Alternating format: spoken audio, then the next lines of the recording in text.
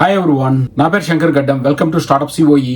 ఇది complete startup knowledge channel in Telugu. అయితే ఈ రోజు వీడియోగా ఒక సబ్స్క్రైబర్ అడిగిన క్వశ్చన్ కి మనం ఈ రోజు ఎక్స్ప్లెయిన్ చేయబోతున్నాం. ఆ క్వశ్చన్ ఏంటి అంటే, how to register A startup company. Startup కంపెనీని ఎలా రిజిస్టర్ చేసుకోవాలి. అయితే స్టార్ట్అప్ కంపెనీని ఎలా రిజిస్టర్ చేసుకోవాలి అనే ముందు అసలు స్టార్ట్అప్ కంపెనీకి రిజిస్ట్రేషన్ ఎంతవరకు అవసరం అనేది మనం చూద్దాం. స్టార్ట్అప్ కంపెనీకి రిజిస్ట్రేషన్ అవసరమా లేదా అనేది యాక్చువల్ గా చాలా అంశాల మీద ఆధారపడి ఉంటుంది. అంటే మీ నేచర్ ఆఫ్ బిజినెస్, అంటే మీది ఒక ఫుడ్ బిజినెస్ కి సంబంధించిందా, లేకపోతే ఏదైనా మ్యానుఫ్యాక్చరింగ్ యూనిటా, లేకపోతే ఎలాంటి ఒక జస్ట్ రీటైల్ స్టోరా, అలాగా. అండ్ ఇంకొకటి, ఎంత ఫాస్ట్ గా మీరు స్టార్ట్అప్ ని ఎగ్జిక్యూట్ చేయాలనుకుంటున్నారు. అంటే యాక్చువల్ గా కొన్ని స్టార్ట్అప్స్ చాలా స్లోగా, అంటే ఒక్కొక్కసారి మనం ఎస్టిమేషన్ ఒక 6 months లో మనం స్టార్ట్అప్ ని లాంచ్ చేయబోతున్నాం అని అనుకుంటాం.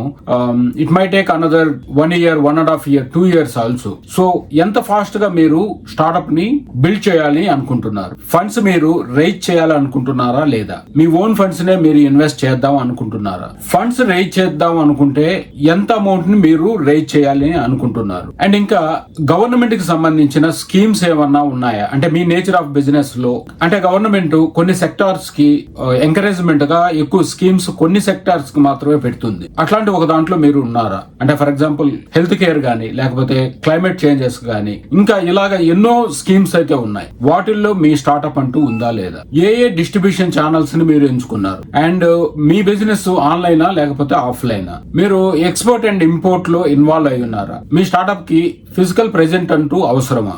మీ స్టార్ట్అప్ లో షేర్ హోల్డర్స్ ఎంతమంది ఉన్నారు, ఎంతమంది మీ స్టార్ట్అప్ మీద ఇన్వెస్ట్ చేస్తున్నారు. ఈ షేర్ హోల్డర్స్ అందరూ కూడా జస్ట్ బ్లైండ్ గా వెళ్లకుండా ఒక డాక్యుమెంట్ అంటూ తయారు చేసి పెట్టుకొని ఈ షేర్స్ ని డివైడ్ చేసి పెట్టుకుంటే బెస్ట్ అని అనుకుంటున్నారా లేదా. ఎందుకంటే ఇంత క్లారిటీగా ఉండటమే ఇంపార్టెంట్. రేపు ఎగ్జిక్యూషన్ లో గానీ, లేకపోతే ఒక బిజినెస్ సక్సెస్ అయినప్పుడు గానీ ఏ డిఫరెన్సెస్ రాకుండా చూసుకోవటానికి. ఇంకా మీ క్యాపిటల్ ఇన్వెస్ట్మెంట్ ఎంత, మీరు ఇయర్లీ టర్న్ ఓవర్ ఎంత చేయబోతున్నారు, ఎంత రెవెన్యూ మీ స్టార్ట్అప్ జనరేట్ చేయబోతుంది. సో ఇన్ని అంశాల మీద ఆధారపడి ఉంటుంది మీ స్టార్ట్అప్ ఎలా మీరు రిజిస్ట్రేషన్ చేసుకోవాలి అని. అయితే నేనేం చెప్తాను అంటే, మీ స్టార్ట్అప్ గానీ ఒక గ్రోత్ గానీ లేకుండా ఉండుంటే, జస్ట్ మీరు ఇప్పుడే మీరు స్టార్ట్అప్ లోకి ఎంటర్ అయ్యారు అంటే మీరు రిజిస్ట్రేషన్ చేసుకోవాల్సిన అవసరం లేదండి. మీరు సేల్స్ అంటూ స్టార్ట్ చేశారు అంటే ఖచ్చితంగా ఆ సేల్స్ కు సంబంధించిన మ్యాండేటరీ రిజిస్ట్రేషన్స్ అయితే ఉన్నాయి. అంటే ఫర్ ఎగ్జాంపుల్ జిఎస్టీ అండ్ దానికి సంబంధించిన కరెంట్ అకౌంట్ అనేది మీరు ఓపెన్ చేయాలి. వీటికంటూ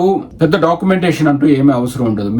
మీ అడ్రస్ ప్రూఫ్ అండ్ మీ ఫోటో ఐడెంటిటీ, మీ పాన్ కార్డు, ఇటువంటి డీటెయిల్స్ అయితే అవసరం. మీరు కానీ రెంటల్ గానీ ఉంటున్నట్టయితే ఆ రెంటల్ మీ ఓనర్ నుంచి నో అబ్జెక్షన్ సర్టిఫికేట్ అంటూ తీసుకోవాలి. అంటే ఇది residential property, but still we are okay to provide the permissions to him అనేది ఒక లెటర్ అంటూ మీరు అతని దగ్గర నుంచి తీసుకోవచ్చు. దానికి సంబంధించిన అఫిడవిట్స్ అంటూ తయారు చేయించుకోవాలి. ఇది మీరు మీ జిఎస్టీ వాళ్ళు అడిగేదాన్ని బట్టి ఉంటుంది. అయితే ఈ జిఎస్టీ రిజిస్ట్రేషన్ వచ్చేసి ఒక 300 నుంచి కూడా స్టార్ట్ అవుతుంది. ఒక మాక్సిమం ఒక 500, 800 కూడా రిజిస్ట్రేషన్ ఉంటుంది. దీనికంటూ మీకు మంత్లీ రిటర్న్స్ లేకపోతే క్వార్టర్లీ రిటర్న్స్ అనేది మీరు చేసుకోవాలి. మంత్లీ రిటర్న్స్ వచ్చే సేల్స్ కనుక ఉంటే మీరు మీ పర్చేజెస్, సేల్స్ అవన్నీ మీరు ప్రిపేర్ చేసుకోవాలి. దాన్ని బట్టి ఫైల్ చేసుకుంటూ ఉండాలి. మీకు దగ్గరలో ఉన్న సిఎన్ గానీ ఎవరన్నా కన్సల్ట్ అయితే వాళ్ళు చేసి పెడతారు. Depends on the price discussion అన్ని, depends on you and CA. అయితే ఇక్కడ ఈ జిఎస్టీ రిజిస్ట్రేషన్ కూడా అవసరమా లేదు అంటే, సేల్స్ లో మీరు ఇన్వాల్వ్ అయ్యి ఉండి ఆఫ్లైన్ ప్రెజెన్స్ మాత్రమే ఉంటే దానికి సంబంధించిన లాస్ ప్రకారం అక్కడ ఉన్న నియర్ జిఎస్టీ రిజిస్ట్రేషన్ డిపార్ట్మెంట్స్ వాళ్ళు ఆడ మ్యాండేటరీ, అంటే ఇది సెంట్రల్ లెవెల్లో ఒక రూల్ ఉన్నా గానీ మేబీ నియర్ బై వాళ్ళు ఫాలో అయ్యే రూల్స్ డిఫరెంట్ గా ఉంటున్నాయి. అది leave it to them only. Online store అయితే ఖచ్చితంగా చేసుకోవాలి. ఫిజికల్ స్టోర్ అయితే కొంత ఎక్సెప్షన్ అనేది ఉంది. బట్ ఆ ఎక్సెప్షన్ అనేది కరెక్ట్ గా ఫాలో అవుతున్నారా లేదా అనేది మనం ఖచ్చితంగా చెప్పలేము.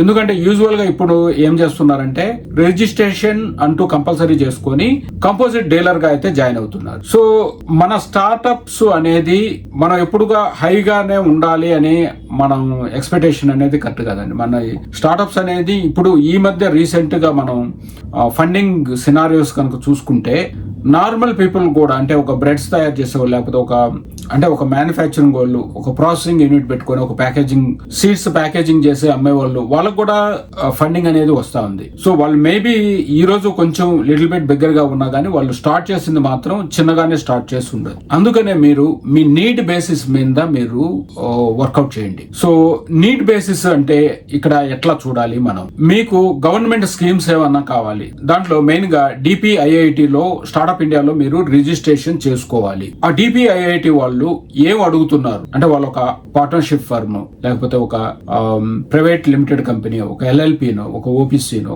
ఇట్లా వాళ్ళు అడుగుతూ ఉండొచ్చు. సో మీకు స్కీమ్స్ అంటూ, గవర్నమెంట్ స్కీమ్స్ అంటూ ఎక్స్పెక్ట్ చేస్తున్నారంటే వీటిల్లో ఖచ్చితంగా రిజిస్ట్రేషన్ కావాల్సిన అవసరం అయితే ఉంటుంది. ఫర్ ఎగ్జాంపుల్, మీరు ఒక ఆన్లైన్ వెబ్సైట్ అంటూ తయారు చేస్తున్నారు, అది మేబీ నాన్ ప్రాఫిట్ కిందకు వస్తుంది, లేకపోతే ప్రాఫిట్ కిందకు వచ్చినా ఈ స్టార్ట్అప్ ఇండియా వాళ్ళు చాలా ఫ్రీబీస్ అయితే ఇస్తున్నారు. ఫర్ ఎగ్జాంపుల్, డిజిటల్ ఓషన్ నుంచి హోస్టింగ్ అనేది ఒక 1 year పాటు ఆల్మోస్ట్ ఒక $1,000 క్రెడిట్ అయితే వీళ్ళకి ఇస్తారు. సో అది గుడ్ అమౌంట్ అండి. అంటే ఒక చిన్న స్టార్ట్అప్ తయారు చేసే వాళ్ళకి, ఒక ఎక్స్పెరిమెంట్ చేసే వాళ్ళకి ఒక హోస్టింగ్ అనేది ఇంత ఇస్తున్నారంటే చాలా బెనిఫిట్ అనుకోవచ్చు. అలాగే ఒక ఈమెయిల్ సర్వీసెస్ కానీ, ఒక ERP సర్వీసెస్ కానీ జోహో నుంచి ఇట్లాగా నెంబర్ ఆఫ్ ఫ్రీబీస్ అయితే ఉంటాయి. అది మీరు ఆప్ట్ చేసుకోవాలనుకున్నప్పుడు, ఒక స్టార్ట్అప్ ఇండియాలో రిజిస్ట్రేషన్ చేసుకోవాలనుకున్నప్పుడు వాళ్ళకి సంబంధించిన, వాళ్ళకి యూజువల్ గా ఏంటంటే పార్ట్నర్షిప్ ఫర్మ్ గానీ, LLPలు గానీ అండ్ OPC ప్రైవేట్ లిమిటెడ్ కంపెనీలు, వీళ్ళని ఎక్కువగా వాళ్ళు రిజిస్ట్రేషన్ చేసుకొని వాళ్ళ స్టార్ట్అప్ ఇండియా సర్టిఫికేషన్ అయితే వాళ్ళు ఇస్తారు. కాబట్టి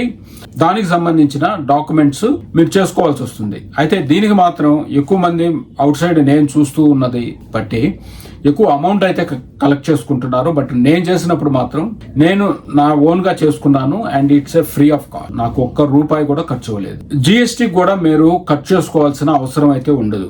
అండ్ అసలు కంపెనీస్ అంటూ ఎన్ని టైప్స్ ఉన్నాయి, ఈ కంపెనీస్ లో మనం స్టార్టింగ్ అసలు ఏ మనం తీసుకోవాలి అనేది నేను హై లెవెల్లో చెప్తాను. అసలు ఎన్ని కంపెనీస్ ఉన్నాయి, మనం ఎటువంటిప్పుడు ఎలాంటి కంపెనీస్ ని మనం రిజిస్ట్రేషన్ చేసుకోవాలి అనేది. మీకు ఇందాక చెప్పినట్టుగా ఒక GST అవసరం, ఒక కరెంట్ అకౌంట్ అవసరం, అంతే. దాంతో మీ నీడ్ అనేది ఓకే. తర్వాత లేటర్ ఆన్ స్టేజ్ లో మీ బిజినెస్ గ్రోత్ ను బట్టి మీ రిక్వైర్మెంట్, అంటే మీ ఫండ్స్ కావాలా లేకపోతే ఎలాంటి రిక్వైర్మెంట్ ఉందో దాన్ని బట్టి మీరు ఈ నార్మల్ GST కంపెనీ మీరు వాటిలో రిజిస్ట్రేషన్ చేసుకో. అయితే ఈ GST company sole proprietor usual గా ఉంటుంది. అంటే ఒకే ప్రొప్రైటర్ కింద మనం GST అనేది తీసుకోవచ్చు. దీంట్లో పార్ట్నర్షిప్ కూడా మెన్షన్ చేసుకోవచ్చు.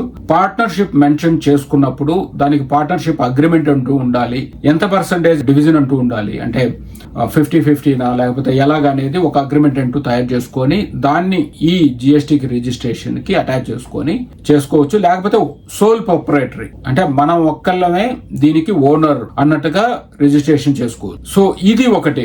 దీంట్లో ఈ కంపెనీ రిజిస్ట్రేషన్స్ లో ఫస్ట్ వచ్చేసి sole proprietary and second one వచ్చేసి పార్ట్నర్షిప్ ఫర్మ్. అంటే నేను ఇందాక చెప్పినట్టుగా ఒక 2-3 ఉన్నప్పుడు వాళ్ళు ఒక అగ్రిమెంట్ రాసుకొని దీనికంటూ, అంటే ఒక కంపెనీ రిజిస్ట్రేషన్ కానీ దేనికన్నా యూజ్ చేసుకున్నప్పుడు అది పార్ట్నర్షిప్ ఫర్మ్ కిందకు వస్తుంది. ఇంకొకటి LLP, limited liability partnership, and OPC and private limited company. ఈ OPC, ఈ LLP లిమిటెడ్ లయబిలిటీ పార్ట్నర్షిప్ గురించి తెలుసుకునే ముందల ప్రైవేట్ లిమిటెడ్ కంపెనీ అనేది ఇది ఒక స్టాండర్డ్ కంపెనీ అండి. అంటే పబ్లిక్ కంపెనీ అంటే ఎక్కువ మంది షేర్ హోల్డర్స్ ఉంటే దాన్ని పబ్లిక్ కంపెనీగా మనం, అంటే యూజువల్ గా ఏ కంపెనీ అయినా కూడా ఈ స్టాక్ మార్కెట్ లో లిస్ట్ అయిందంటే యూజువల్ గా అది పబ్లిక్ లిమిటెడ్ కంపెనీగా మనం చూస్తుంటాం. ప్రైవేట్ లిమిటెడ్ కంపెనీలో అంటే ఒక లెస్ దాన్ 200 మెంబర్స్ గనుక పార్ట్నర్స్ గా ఉంటే దాన్ని ప్రైవేట్ లిమిటెడ్ కంపెనీగా చూస్తాం మనం. యూజువల్ గా మనం ఒక 2 డైరెక్టర్స్ ఉండాలి. ఆ 2 డైరెక్టర్స్ కి DSC అంటూ ఉండాలి, డిజిటల్ సిగ్నేచర్ సర్టిఫికేట్ గానీ. అండ్ వీరి మధ్య మళ్ళా ఈ షేర్స్ అనేది ఎంత అనేది డివైడ్ చేసుకొని ఉండాలి. అండ్ ఇయర్లీ ఆడిటింగ్ అంటూ చేయాలి, ఇయర్లీ మళ్ళా ఫైలింగ్ ఉంటుంది, అండ్ ఇన్కమ్ ట్యాక్స్ ఫైలింగ్ ఉంటుంది. ఇలా చెప్పుకుంటూ పోతే ఈ ప్రైవేట్ లిమిటెడ్ కంపెనీ అంటే ఒక స్టాండర్డ్ కంపెనీ కాబట్టి చాలానే ఉంటుంది అనమాట. సరే, యూజువల్ గా ఈ ప్రైవేట్ లిమిటెడ్ కంపెనీస్ అంటే మెజారిటీ ఆఫ్ పీపుల్ కనుక తీసుకుంటే ఈ ప్రైవేట్ లిమిటెడ్ కంపెనీస్ లో ఎక్కువ వైఫ్ అండ్ హస్బెండే ఉంటున్నారండి. అంటే సెకండ్ డైరెక్టర్ యూజువల్ గా ఏంటంటే కొందరు నామినల్ గా కూడా తెచ్చుకునే వాళ్ళు వాళ్ళు ఉంటున్నారు. అందుకనే గవర్నమెంట్ ఒకవేళ సింగిల్ పర్సనే ఉన్నారు, వాళ్ళు ఎవరినొకరిని పట్టుకొని వచ్చి సెకండ్ డైరెక్టర్ గా పెట్టుకోవటం, వాళ్ళ మధ్య డిస్ప్యూట్స్ ఇవన్నీ లేకుండా ఓపీసీ అంటే 1% కంపెనీ అనేది తీసుకొచ్చారు. అంటే ఫైలింగ్ అంతా రిమైనింగ్ అంతా కూడా ప్రైవేట్ లిమిటెడ్ కంపెనీ లాగానే ఉంటుంది, but it's a single person company, 1% company. అయితే ఇంకొకటి లిమిటెడ్ లయబిలిటీ పార్ట్నర్స్ అనే కంపెనీ ఏంటంటే దీని నుంచి కొంచెం డిఫరెంట్ ఉంటుంది. ఈ లిమిటెడ్ లయబిలిటీ పార్ట్నర్షిప్ అనే companies auditing every year auditing అనేది చేసుకోవలేదు. అండ్ ఈ లిమిటెడ్ లయబిలిటీ పార్ట్నర్షిప్ లో ఇప్పుడు ఈ షేర్స్ ని బట్టి అంటే ఒక మెజారిటీ ఆఫ్ షేర్స్ ఎవరికైతే ఎక్కువ ఉంటాయో వాళ్ళే మెయిన్ రెస్పాన్సిబుల్, వాళ్ళే లైబుల్ ఫర్ ఎనీథింగ్ అన్నాడు. రిమైనింగ్ వాళ్ళకి అంత వర్తించు. సో ఈ 1% కంపెనీలో అయితే వాళ్ళ కంప్లీట్ 1% షేర్ అంటే 100% 1% కే షేర్ ఉంటుంది. అండ్ ఈ లిమిటెడ్ లయబిలిటీ కంపెనీ అనేది డిఫరెంట్. ఇంకా రిమైనింగ్ అంటూ చాలా ఉన్నాయన్నమాట. పార్ట్నర్స్ అనే వాళ్ళు ఎక్కువ మంది ఉండొచ్చు and there is no limit for minimum capital. ఇంకా దీన్ని ఓన్ చేసుకునే డైరెక్టర్స్ కూడా ఒక మినిమమ్ ఇంతమంది డైరెక్టర్స్ ఉండాలంటూ ఏమీ లేదు. సో ఇలాగా బెనిఫిట్స్ అంటూ అంటే నేను క్లియర్ గా మీకు ఒక టాబ్లర్ ఫార్మాట్ లో అయితే ఇస్తాను నేను అసలు ఏంటి ఈ మూడిటి మధ్య డిఫరెన్స్ అనేది.